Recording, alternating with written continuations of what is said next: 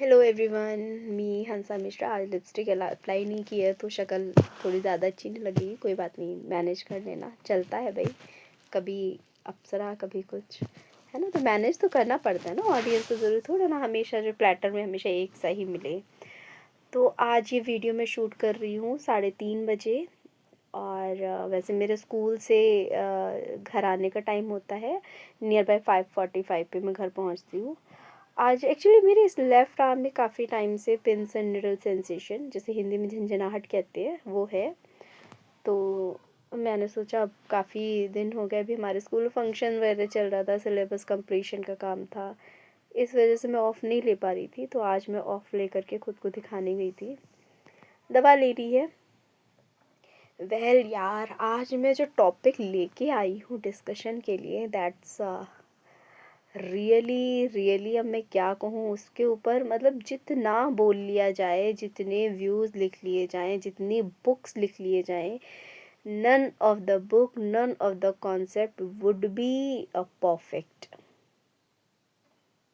मुझे नहीं लगता कि किसी का भी ओपिनियन इसको लेकर के परफेक्ट हो सकता है।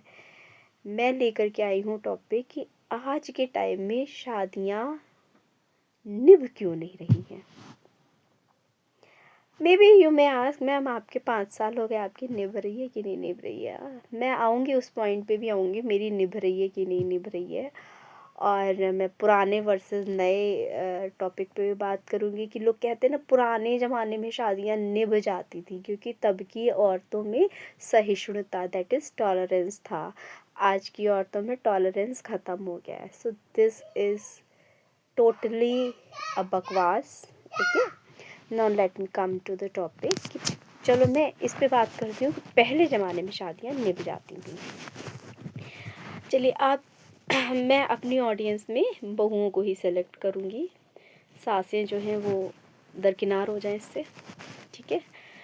तो आपके घरों में सास ससुर होंगे और आप उनके रिलेशन को स्टडी करिए, ठीक है। जो बेटियां होंगी उन्होंने अपने माँ बाप के रिलेशन को स्टडी किया होगा, देखा होगा।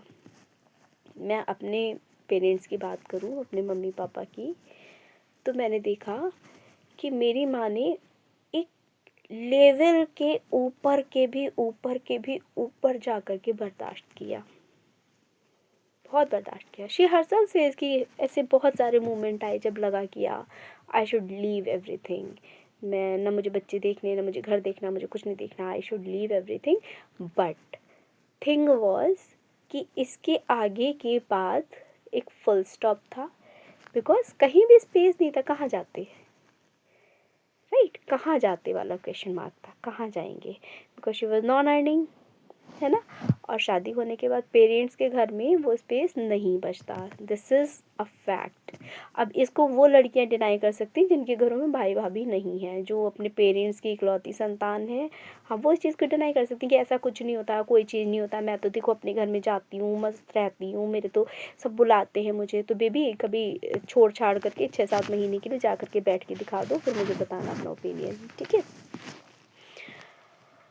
और मतलब मैंने यही देखा, या तो आपको सास दबी हुई मिलेगी पुराने कपल्स में, या ससुर दबा हुआ मिलेगा। मतलब या तो माँ दब के रही या पिता दब के रहा। मैं अपने ससुराल की बात करूँ तो मैंने ससुर को दबे हुए देखा है, मैं अपने मायके की बात करूँ तो मैंने माँ को दबे हुए देखा, ठीक है। और चूँकि non earning, most of the women were non earning, so उनके आगे कोई वो ही नहीं था, लाइक कोई एक ऐसा पॉइंट ही नहीं था जो वहाँ जा कर के वो हाल्ट कर पाती हैं कि ठीक है, I am teaching my children, बस ये सब भाड़ में जाए, can live on my own. फिर मैं सोचती हूँ लाइक, अच्छा अब मैं इस चीज़ को सोचती हूँ कि लाइक कभी माँ ने मान लो एक उस पॉइंट पे आकर के, उस पीक लेवल पे आकर के अगर ये डिसाइड कर लिया होता कि I am going to teach this family, तो जाहिर मैं तो संगी जाती अपनी माँ के।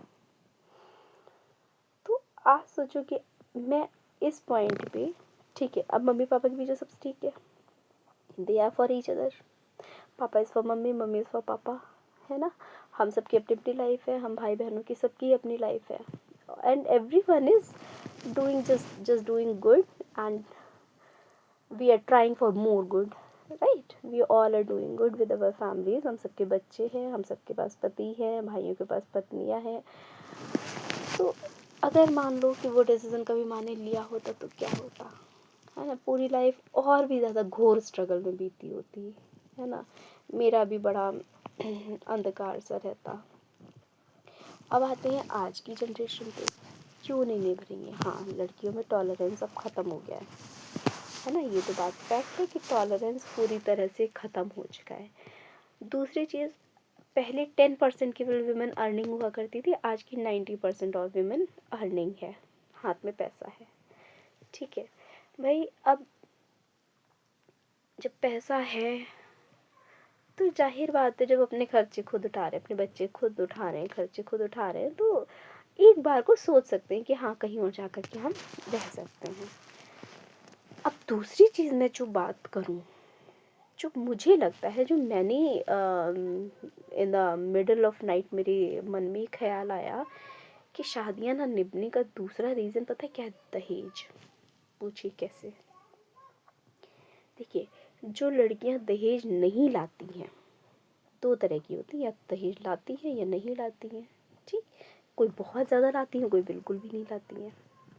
तो पहले बात करते हैं जो दहेज नहीं लाती है, जिनकी शादी बिना दहेज की होती है, वो किसी भी एनी रीज़न, चाहे लव मैरिज है या बाप के पास था नहीं या किसी भी तरह से कर दी।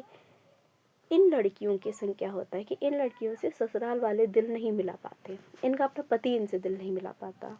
क्यों? कुछ मिला ही नहीं शादी में। शुरू से भाई आप बचपन से बात कीजिए, बचपन से लड़के इसी कमेंट को सुनते सुनते बड़े होते हैं। अरे इसके में तो दहेज आ जाएगा, डबल बेड का क्या करेंगे, इसकी शादी में आ जाएगा, अरे ये इसकी शादी में आ जाएगा, अरे लड़के के लड़का शादी है, दहेज भी तो आएगा संग में। और जो माएँ होती हैं वो भी यही कमेंट सुन सुन के ज़िंदगी गुजार रही होती हैं। अरे इसकी बहू जब आएगी तब चैन करेंगे, इसकी बहू जब आएगी तब खाना बैठ के खाएंगे, इसकी बहू जब आएगी तब आराम करेंगे, है ना। तो ये जो होता है लड़के की शादी होने तक, एक किसी भी घर में, मैं किसी पर्टिकुलर की बात नहीं कर रही, मैं हर घर की बात करती हूँ, तो ये एक माइंडसेट चल रहा होता है।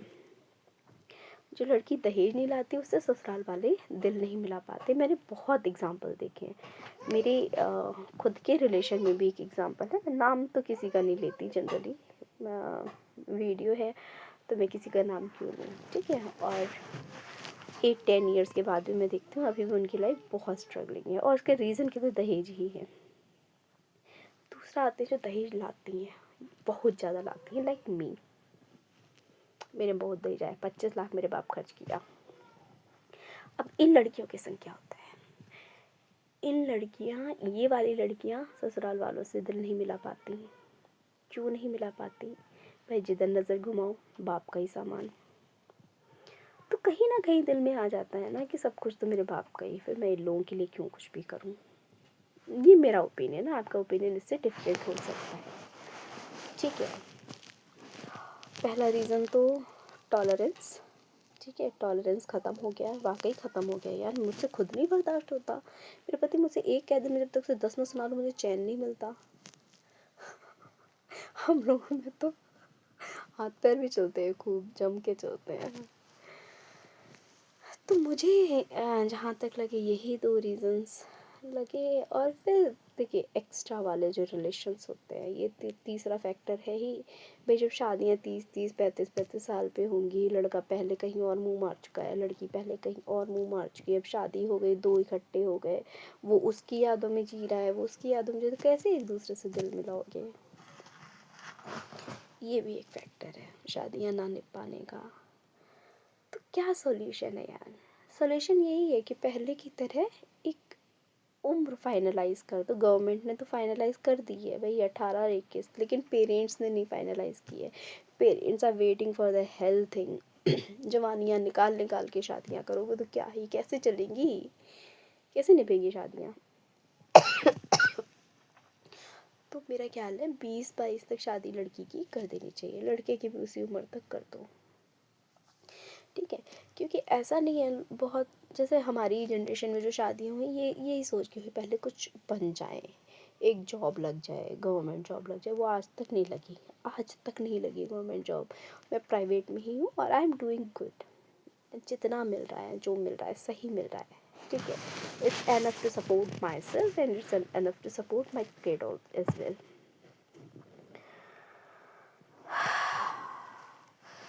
बस इतना ही कहूँगी यार, 10 मिनट का वीडियो हो गया, थोड़ा टाइम निकाल करके सुन लेना यार, मैं ऐसी फालतू बकवासें नहीं करती हूँ। और थोड़े लाइक शेयर कमेंट की रियली मैं बहुत, I am requesting, literally begging of you यार, लाइक शेयर कमेंट मुझे दे दो, थोड़ी सी मैं भी पॉपुलर हो जाऊँ। आई डिज़र्व इट, है ना, आई डिज़र्व इट, मुझे थोड़ा पॉपुलर करो यार।